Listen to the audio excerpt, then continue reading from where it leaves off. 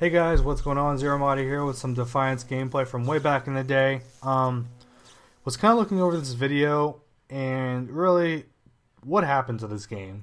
It was hyped up to be a really good game at the time. It had a TV series that kind of coincided with the actual game release.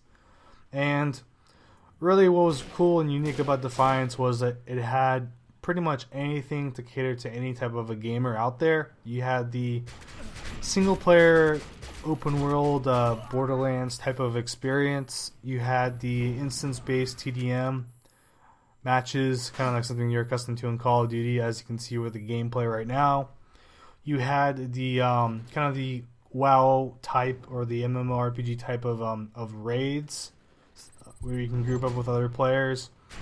And then you have the open world PvP. So there was a lot of different aspects of the game that really tried to cater to and suit multiple gamers from multiple genres. And really, I felt like I got my money's worth out of the game, but for some reason, the game just fell out of the radar completely. And that just kind of got me thinking, is there a problem with the gaming industry in terms of the actual volume of games being released?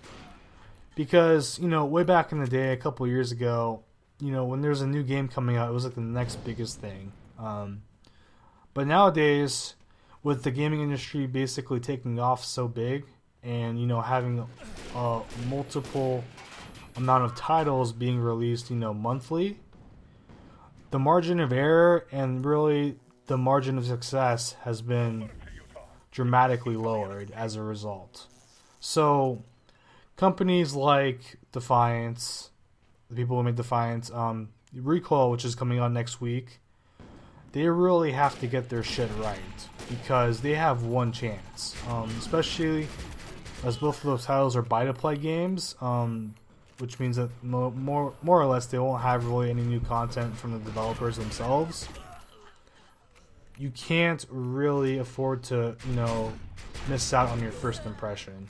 And that's kind of the issue too, because you have games that are free to play, like Blacklight, like Tribes Ascend, where, the overall impact of the developers and the overall first impression basically can tell a person, hey, this game is okay, but I have, Call of Duty, I have League of Legends I can play, I have Hearthstone I can play, you have all these other popular games that are doing a better job.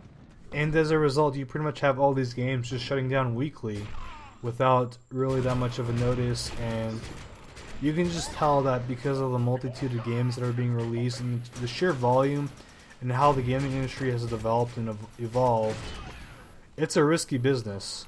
And kind of really is disheartening, so to speak, because you have all these games that people are missing out on because they get shut down so fast because they didn't really have that much success in the beginning.